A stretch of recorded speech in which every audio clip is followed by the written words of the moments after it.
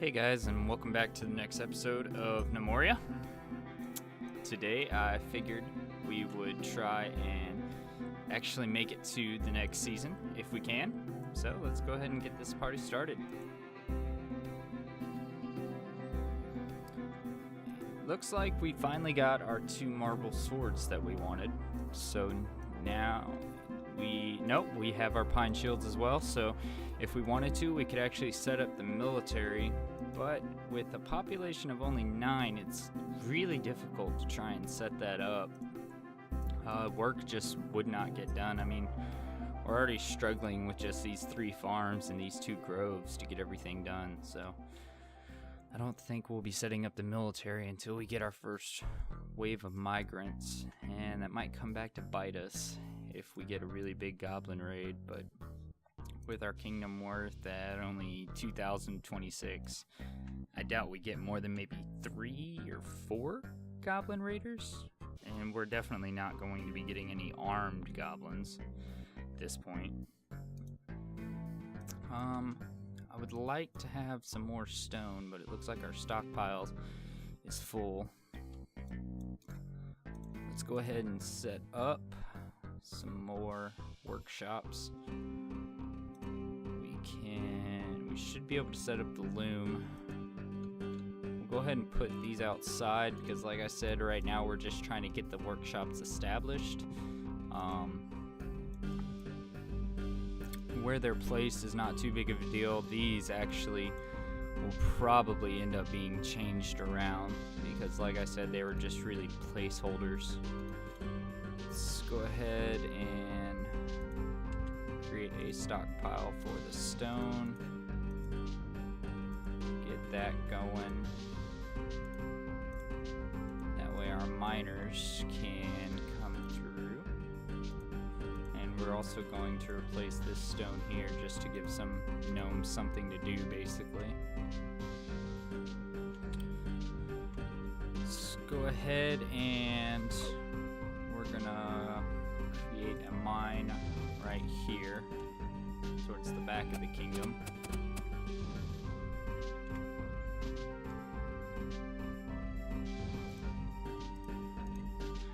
Go ahead and start digging down at this point and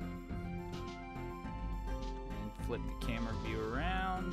That way we can actually see and dig stairs down. And we will go ahead and set this up like that. Get a nice sized room going. Need some torches at some point. Unfortunately, it doesn't look like we have any coal near the surface, so I'm gonna have to burn some logs in order to do that. Which brings me to one of my favorite parts of the game, is the blacksmithing. And like I said, just set the workshops up. Don't really care where they go for right now.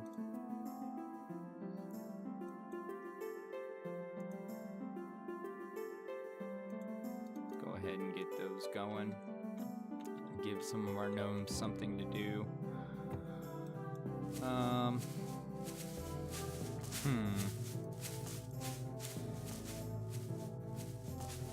Got those going. The smelter I'm not particularly concerned about. Mechanisms we definitely aren't messing with. We don't have the technology. Would be nice to have a training grounds though. And I think I'm going to set that up right here. Just when the goblin raiders do show up, I'll actually be able to have some kind of defense for them. And on that note, let's go ahead and set up our military. We'll remove that, and remove that. We have no squads right now, so let's set up a new uniform. We're going to call this... this is a pretty typical style of play Gnomoria where you just make your gnomes into monks, basically. So I'm gonna call the uniform monk. The position,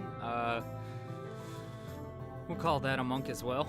That way there's no confusion about it. And you use Way of the Gnome, and basically if your gnomes don't have anything on, they'll be really good. It'll actually increase their... Oh no. Okay. That didn't work for some reason. So Way of the Gnome, monk uniform. Pursue lost targets, yes.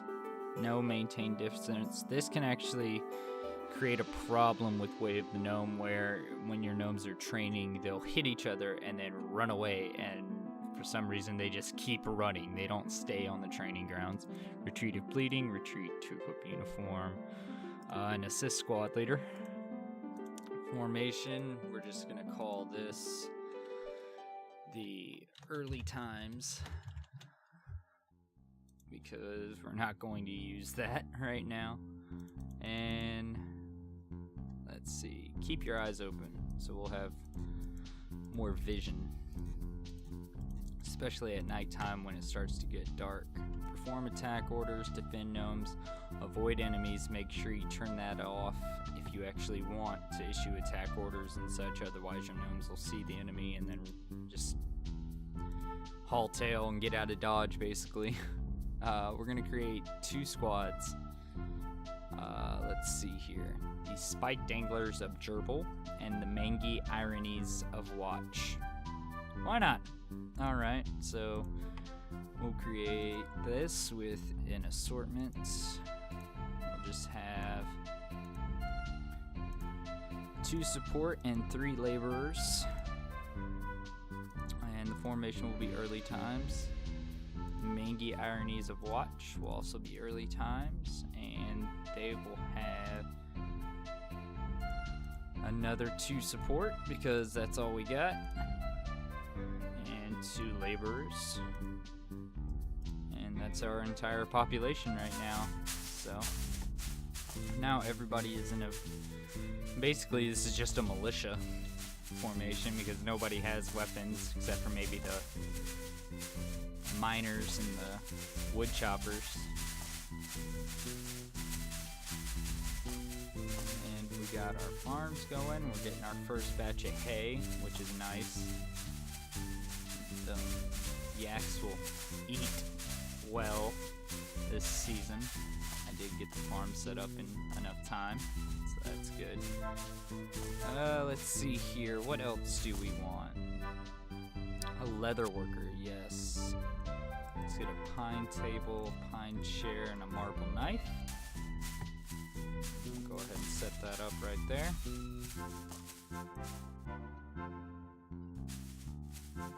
And we're still waiting on this. Why?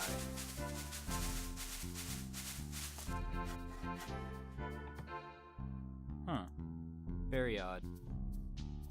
All the priorities are set up right, so why is it taking forever?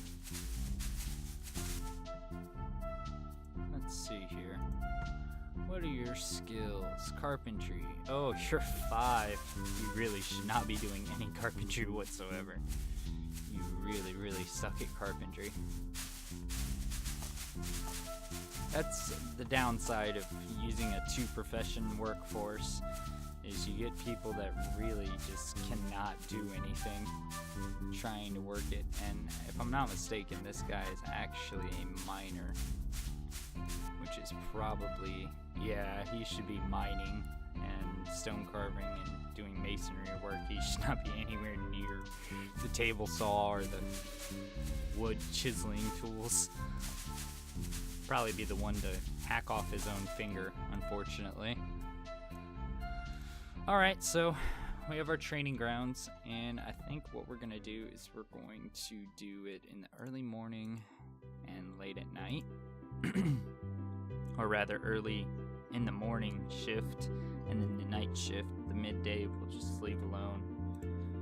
And that will get everybody a little bit of training. Might sync up their sleep schedules as well, which would be really nice.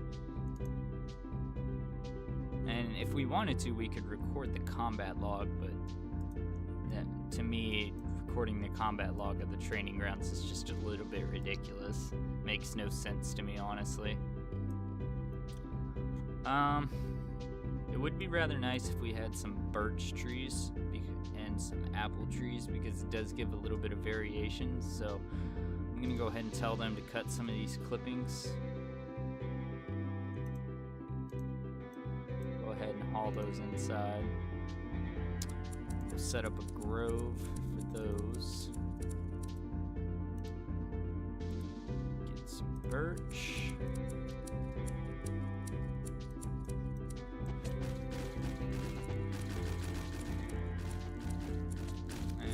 It looks like the nearest apple trees are either here or there.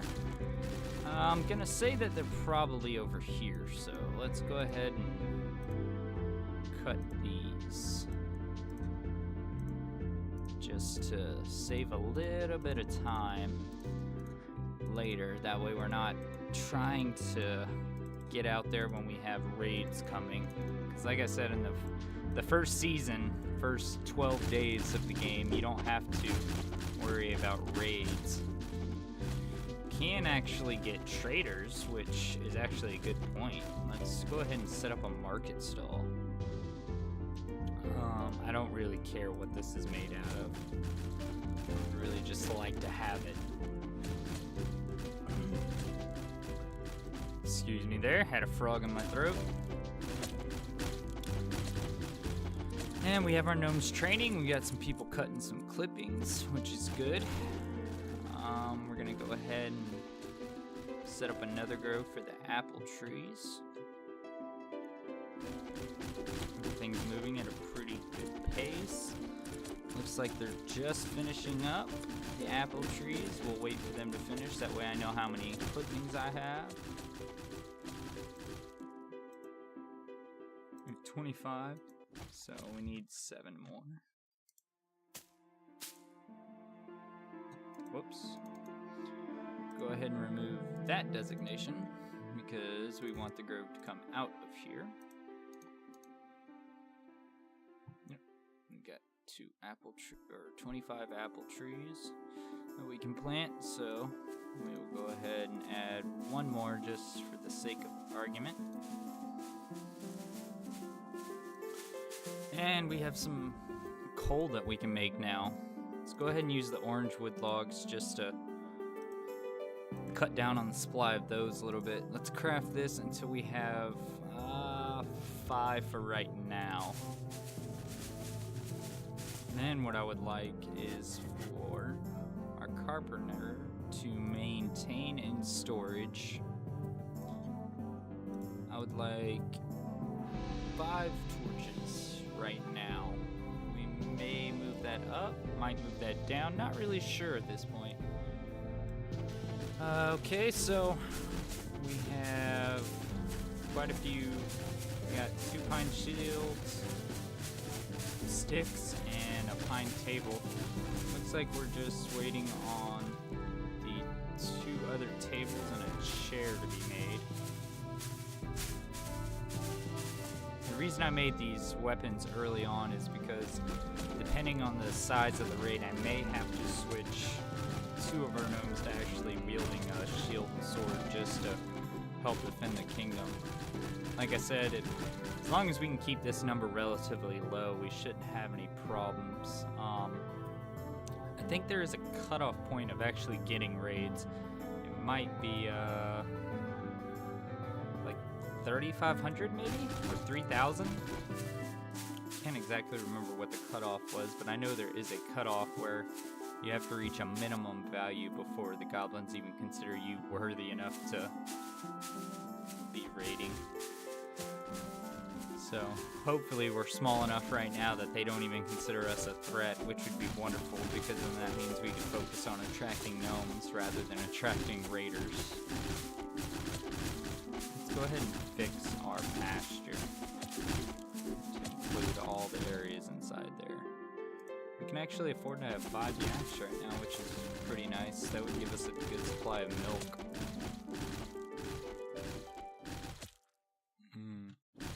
Question is how do I want the colony to develop, because this is going to be our mine.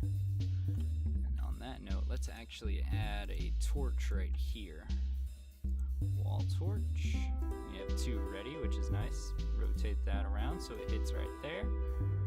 And we'll have 2 more down here.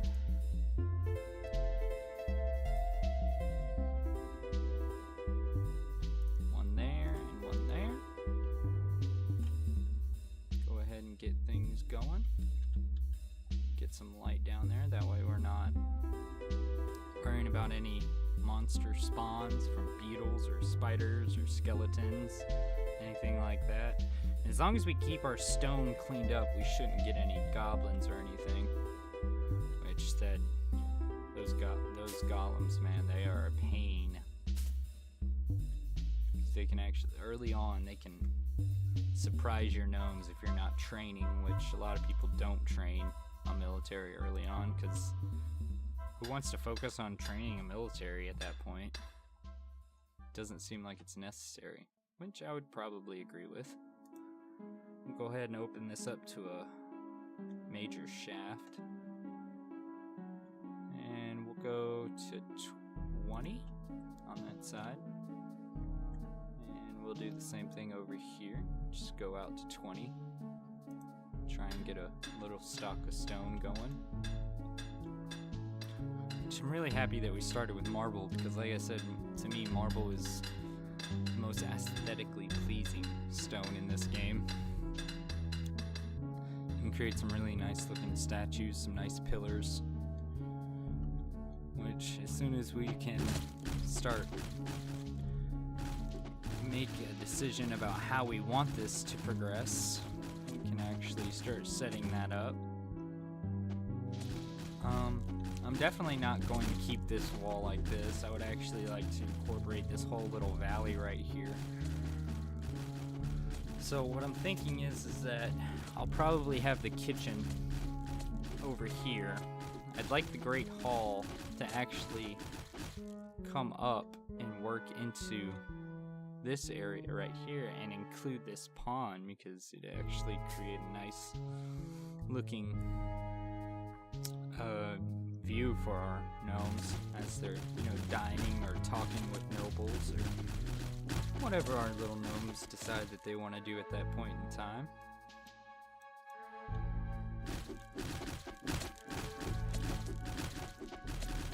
And a nice size amount of grain, so let's see what our food stocks are at. Items. And scroll down. Let's see, we have 24 fruit. Let's just look all together. Oh, we only have fruit. Wow. Okay, let's go ahead and get somebody making some bread. Craft loaf of bread until we have 10 for right now. Just keep that in stock, please. Thank you. We already have our butcher set up, so we only want one male, so if they have a male yak, I'm gonna go ahead and sacrifice him for the greater good of the gnome kingdom, or colony, depending on how you look at it. Working on the 10th day right now, and that's the autosave. And at that note, I think it's probably a good place to go ahead and call this an episode. We've gotten a few more workshops set up, 2 more groves set up. We're slowly starting to move these clippings into the kingdom. We have our first mine set up, and it looks like the stone moves in this direction here, so we'll probably be just focusing all of our mining towards this area. We do have this water supply that we manually created. I think it was the last episode. But yeah, I think it's a good spot to go ahead and call it an episode. Leave you with this nice view of our gnomes fighting, and I've been Gexy. Y'all have a great one.